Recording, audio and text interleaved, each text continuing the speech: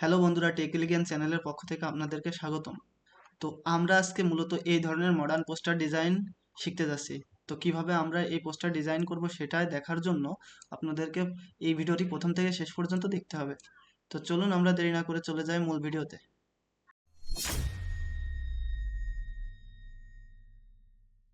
First of all আমরা এখান থেকে ফটোশপ ওপেন করব, দেন এখান থেকে নিউ ফাইল নিব, নিয়ে এখানে সাইজ রাখবো 2000 বাই 2500 আর রেজুলেশন রাখবো 300, দিয়ে এখানে ক্রিয়েট করব। তারপর আমাদের এখানে একটা ইমেজ নিয়ে আসতে হবে। তো এই ধরনের ইমেজ আপনারা পেয়ে যাবেন একটু খোঁজাখুঁজি করলেই। আর যদি লিংক লাগে তাহলে আমাকে কমেন্টে অবশ্যই জানাবেন। তো এই ইমেজটাকে একটু আমরা বড় করব, সাইজ অল্টার প্লাস শিফট ধরে এটাকে বড় করে নিতে হবে। নিয়ে অংশটা আমরা একটু এদিকে সরিয়ে দিতে পারি। তো এবার আমরা এই ইমেজটার উপরে একটা কালার ইফেক্ট অ্যাড করব, সেটা হচ্ছে অ্যাডজাস্টমেন্টে যে আমরা ব্রাইটনেস ও কন্ট্রাস্ট নিব। তো এখান থেকে কন্ট্রাস্টটা একটু বাড়িয়ে দিব, 30-র আশেপাশে রাখবো আমরা। ওকে। তো এবার আমাদের কাজ হচ্ছে এখানে একটা টেক্সট নেওয়া। তো টেক্সটটা অবশ্যই বোল্ড হতে হবে, এটা ম্যান্ডেটরি। তো আমরা এখান থেকে টেক্সটটা নিব ভার্টিক্যালি। তো এখানে টেক্সটটা নিলাম, লিখব ড্র্যাগ,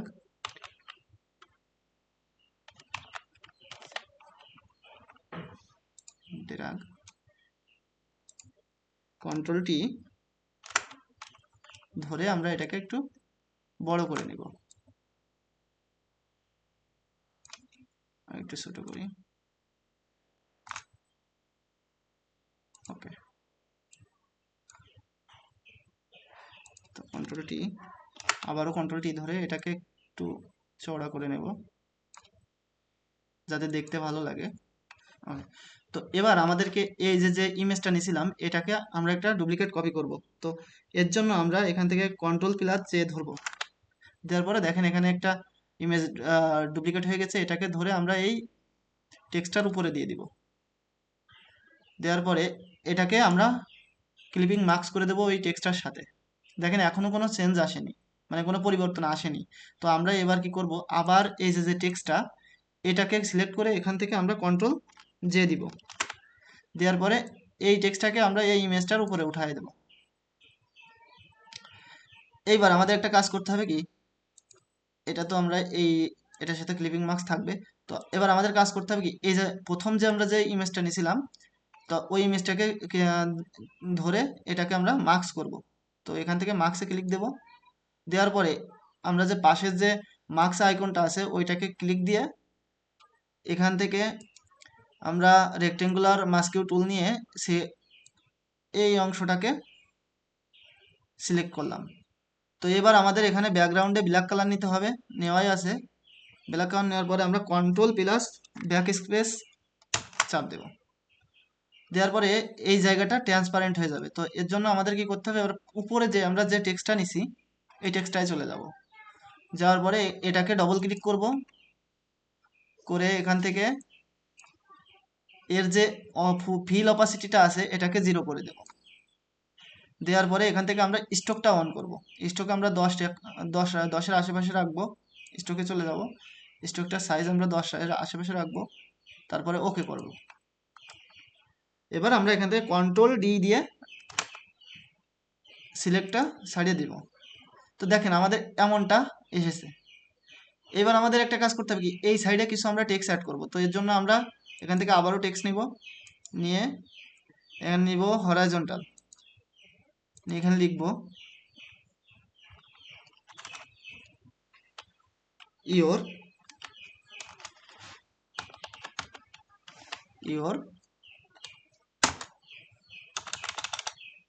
ফিলিংস।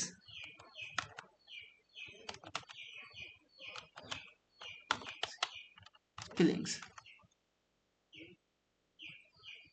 ওকে। এবার এই যে যে আমরা গ্যাপটা আছে এক্স এর এটাকে 0 করে দেব। দরকার হয় যদি মনে হয় যে বেশি হয়ে গেছে, দূরে চলে গেছে, তো আমরা এখান থেকে আরেকটু ইয়ে করে নিতে পারি, কমিয়ে নিতে পারি। এমনটাই থাক। ওকে, তো এটাকে ধরে কন্ট্রোল টি ঘুরিয়ে নিব, এমন একটা পজিশনে আমরা সেট করব এটাকে। ওকে, তো এই টেক্সটটার সাইজ আমরা এখান থেকে 30-এর আশেপাশে রাখবো, আমি 30 রেখে দিলাম। ওকে,